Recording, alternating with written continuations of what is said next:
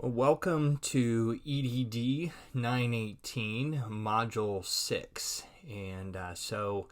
At this point, we're about halfway through the semester already. So hopefully that's exciting to you. I hope you are enjoying the course so far and you're able to keep up with all the assignments. Again, make sure you're letting me know if you're running into any difficulties or challenges or anything like that. Either through my Clarkson email, through the Canvas inbox, or through the discussion forum if it's a more general question, anything like that. So in this module, we're going to be talking about organizational behavior, positive organizational behavior, and then an area known as positive psychological capital, or positive PsyCap. So this is another aspect of organizational study, and talk about that a little bit more here in a second. Hopefully you found the PowerPoint slides and you've got those there for you. And that first one I have there is, what is organizational behavior? And we're going to get into talking about some of the definitions and things like that here in just a minute. But organizational behavior is yet another aspect of organizational study, as I just said. And we've already talked about organizational communication and had a module on that. And I think I mentioned this in that module, but there's a lot of overlap between organizational communication and organizational behavior as far as roots and history and somewhat in viewing organizations. But the big difference, as you are going to see here in this first lecture, is that organizational communication, of course, it's in the name, approaches organizational study from a communication perspective, a human interaction, communicative perspective.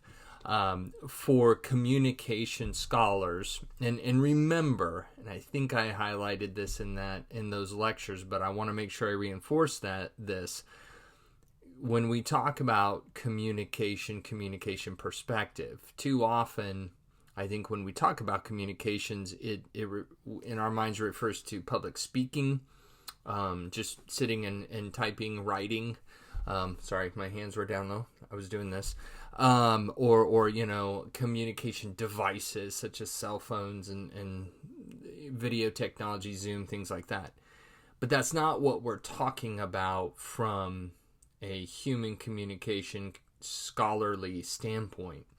We're talking about how human relationships are formed and developed, how we interact with others through all the various communication methods. So that's the lens through which OrgComm is looking at organizations. Organizational behavior, while it has some shared ground, comes at it more from a psychological standpoint, because as you're going to see in a minute, it is rooted in behavioral psychology. That's kind of where org behavior found its initial footing. So this is while there's some overlap, there are differences to think about and discuss. So what is organizational behavior? Well, you'll see there, again, just a brief history. Really, the organizational behavior, I'm just going to call it OB. That's the abbreviation that everyone goes by, and so it's just a little bit easier than saying organizational behavior every time.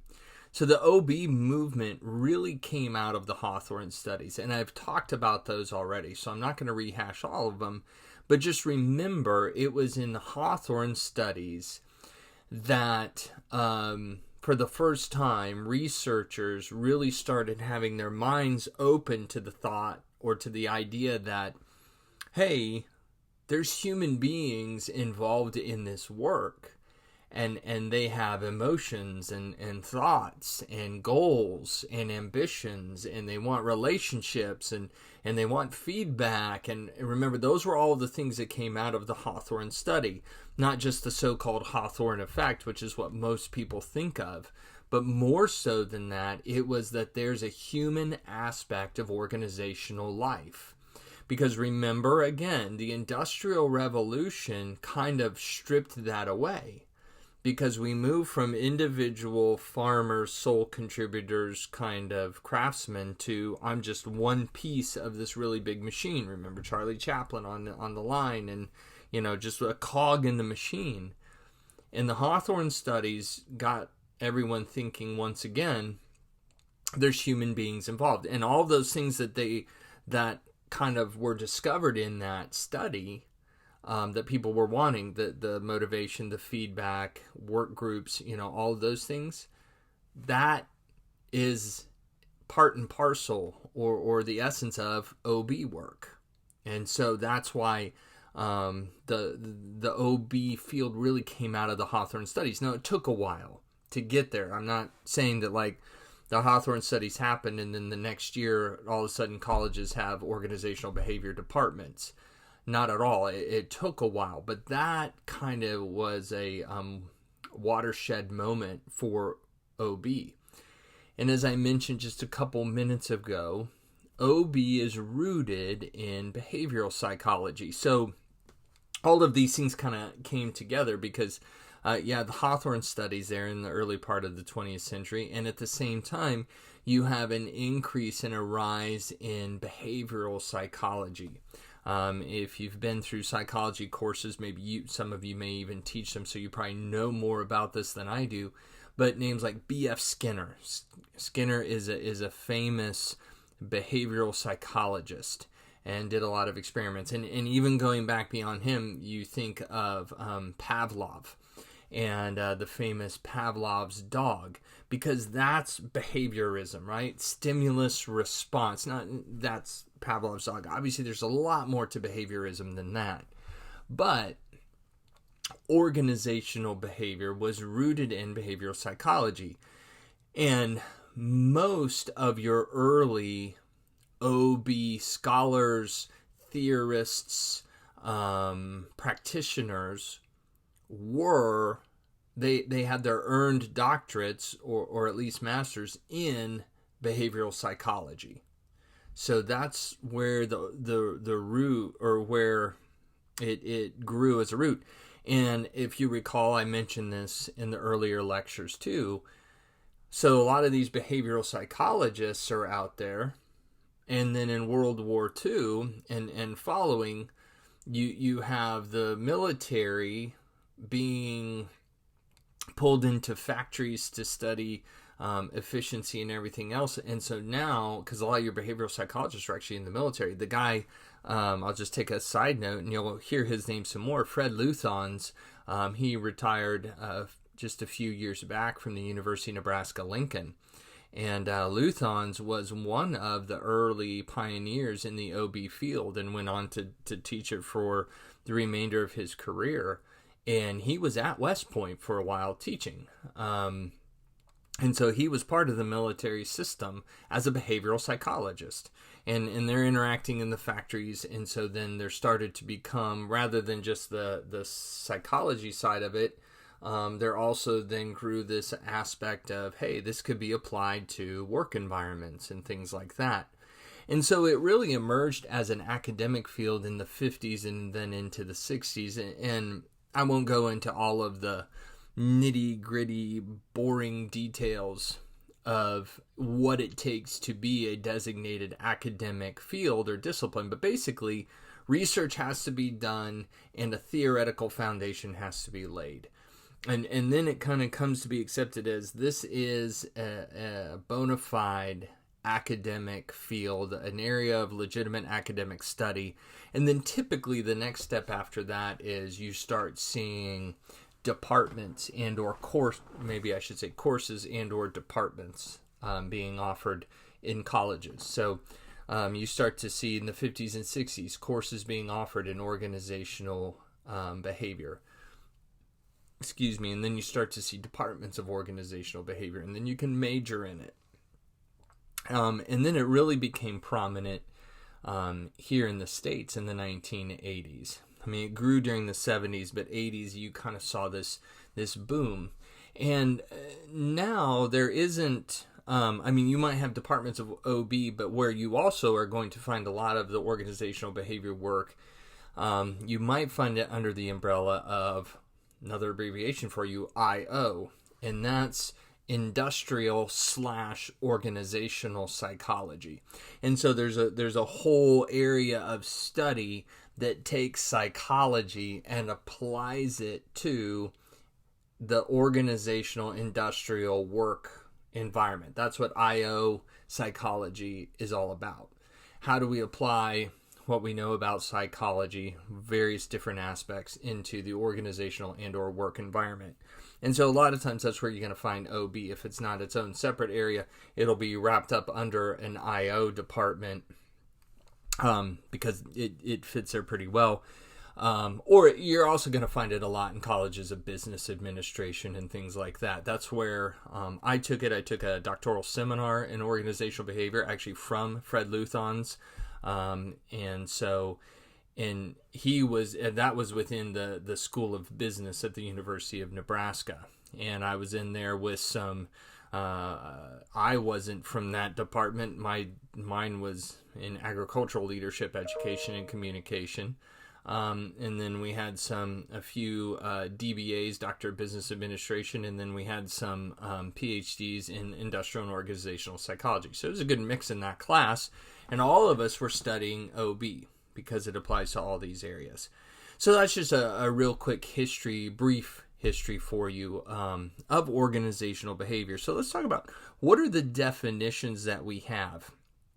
And you have in your textbook, and I didn't put it on the slide because you have the textbook.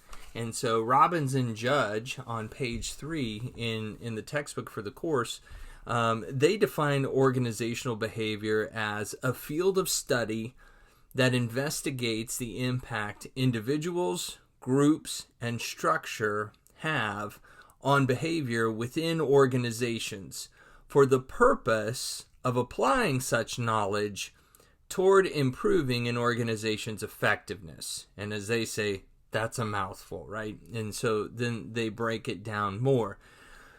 But in their definition, a couple of key things, and we're going to talk more about this in a second, but they mention individual, group, and structure. And you're going to see that somewhat consistently in approaches to organizational behavior and definitions of organizational behavior, that those 3 levels of analysis. And again, we're going to talk more application. We'll talk more about those here in just a minute. But another important part that I want to highlight here is that last part of their definition, for the purpose of applying such knowledge toward improving an organization's effectiveness. And I want to point that out because that is one place where, or one way in which organizational behavior is going to differ from organizational communication. Organizational behavior is geared towards how do we improve effectiveness within the organization, for the organization, things like that. Organizational communication might result in that, and I would definitely argue and say that there are organizational communication theorists, practitioners, scholars who do have that bent. But overall, the field or the approach of organizational communication is not as concerned with an outcome. They're more studying organizations from a what's going on here perspective. Now again, that might lead to improvement, that might lead to increased effectiveness, and that's fine. But that's not their primary goal. Whereas for an organizational behaviorist, an OB scholar and practitioner, that really is their primary focus. I mentioned taking this OB class from Fred Luthon's, and he is an interesting character. I'll just leave it at that. I could tell you some stories about him, but he when he asked, we went around and asking our backgrounds, and I told him I came from kind of that org com perspective as far as and wanting to study this more. He would, you guys don't do anything with this information. I mean, he was just really dismissive of that. Because in his mind it was just all impractical study. You guys just study to study, and which was funny because he then proceeded to talk to all of us about how much we needed to do research just to do research so that we could get tenure. But anyway, I digress. Like I said, I could tell you lots of stories about him. So let's talk about what is Fred Luthon's definition. I'm going to get my book here. And this is the textbook that he actually wrote and on organizational behavior. And this is kind of his summary definition. But he says, organizational behavior can be defined as, and then I put the key aspects here, the understanding, prediction, and management of human behavior in organizations. Understanding, prediction, and management of human behavior in organizations. So again, you see that kind of different emphasis in his definition. While he doesn't state specifically improving effectiveness or things, but that's the nature of that, right? If we're going to understand it, predict, and manage human behavior, the idea is we're moving forward, we're seeking to progress, we're seeking for things to get better rather than just understanding. And so those are a couple of definitions of org behavior.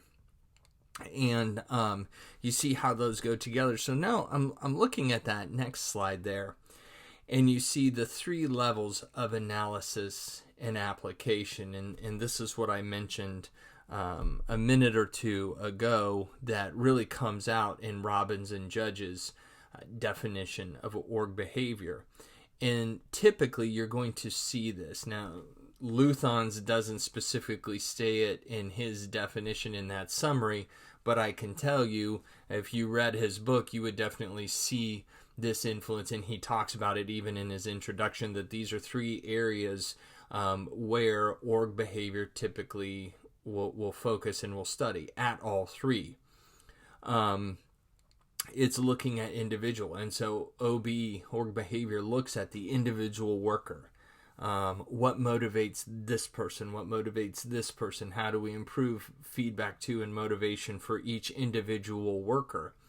And then it also looks at the group or the team or the unit or department, at whatever level that you want to talk about. It looks at that as well. So it's going to be focused on things like team dynamics and team performance. And again, I want to make sure I highlight this here. This is an example where there's a difference. Organizational communication, looks at those things as well, but it's looking at how do team members communicate with one another? What's communication flow? And org behavior says, what's the behavior of the team and of the individuals within the team, and how does that work? To a certain extent, you could argue, well, they're looking at the same thing. Yes and no. Obviously, there are communication behaviors, but they're coming at it from a different perspective. Now, the good news for you is you're not going to be hit with an essay exam question or a comprehensive exam question that says distinguish between the 2 fields of organizational communication and organizational behavior. So you can just, if what I'm talking about here is like, I don't really see a difference, don't worry about it. You're fine. And then OB also looks at the organizational level. So individual, team, and then the organization as a whole. What are the behaviors within that? And so then that's where, if you're thinking about this, that's where you're going to run into study of things like organizational culture, organizational climate, and engagement, and things like that. So all of that's going to come into play, and OB looks at all 3 levels. Now, I wanted to put this model in here, and because this comes from Luthon's, in his introduction to organizational behavior in his textbook. And I like the way he lays out these 4 aspects and shows the relationship of organizational behavior to other closely related disciplines. And these are 4 areas of organizational study that we have represented here in this diagram. You have organizational theory, organizational behavior, organizational development, and human resource management. And so to me it just makes sense, because you have the more theoretical areas are going to be org theory and org behavior. The more applied areas are organization development and human resource management. The macro level, looking at the organization as a whole, that's your organizational theory and your organization development. And then more micro, and that's your OB and your human resource management. And so, I wanted to put that in there because some of you may have encountered some of this terminology before. Depending on your background, depending on courses you've had, here is how it all fits together. Probably not too many of you have done much with organization theory, that section. But I'm guessing most, if not all of you, are at least familiar with terminology like human resource management. You have a human resources department. Maybe you've worked in a human resources department. I have. I've worked both as a human resources rep as well as I've worked in a learning and development department. For us at State Farm, learning and development technically was a separate department from HR. But we were definitely cousins, I would put it that way. And in most organizations, you will find your learning and development, training and development housed under human resources, because all of that is part of that OD category as well. And really, in my mind, you could kind of merge organization development into human resource management. Organization development is looking at things like the structure and how are we laid out, and it isn't just like, are we developing people to be better? That's a component of it, but it is, how do we develop as an organization, reporting structures and org charts and things like that, job descriptions and realignments and reorgs, all that goes under that OD, but usually looking at that bigger level. So that's how the different elements fit together. And again, you may say, okay, what about organizational communication? It's going to weave its way through all of them as well. And so it's going to be a connecting too. And then the last slide for this lecture that I want to highlight here is this. I think an argument could be made that any manager of people needs some level of understanding of organizational behavior. That's why we have this course, and it's not just about organizational behavior, but organizational behavior and systems, and we're going to spend a fair chunk of time talking about systems thinking and organizational systems here in another module or two. But you need to understand this, because most of you will, I believe, find yourself in a leadership position of some kind, a management position, if you will. Some of you already are. You're already in those positions. Others of you will be, because as you complete your doctoral program, as you complete your doctoral degree, more opportunities will open up to you. And you may not necessarily be looking for those today, but trust me, the tap on the shoulder is going to come. And it will benefit you greatly to have some level of understanding of organizational behavior. And here in a couple of modules, we're going to be talking about motivation and rewards. And while I have that as a separate module, that is part of organizational behavior. Systems thinking, and how we approach the organization as a system, that is elements of organizational behavior. Even OrgComm, again, I've showed those how those things connect, and org structures and all of these things, decision making, planning. That's why you need a course in this, because you're going to be, many of you, if not all of you, will be leading other people at some level someday. And so, if you're not already, and so to have that understanding of how these systems work. How do I motivate employees? How are people motivated? And just thinking critically about these ideas. That's why we have a course like this, and why I'm focusing on it in this module. So in the next module, actually what I want you to do for the next lecture is, and you'll see it there's going to be a TED Talk by a guy named Martin Seligman. And he is one of the founding fathers, if you will, of the positive organizational psychology movement. And you'll get to hear him talk about the positive psychology movement as a whole. And from the positive psychology movement came positive organizational behavior movement. So I wanted you to hear him talk first about positive psychology. And then in lecture 3, which will be the next lecture with me, we'll talk about positive organizational behavior and how these things are related. So hope you enjoy that TED Talk from Martin Seligman, and then we will see you in lecture 3.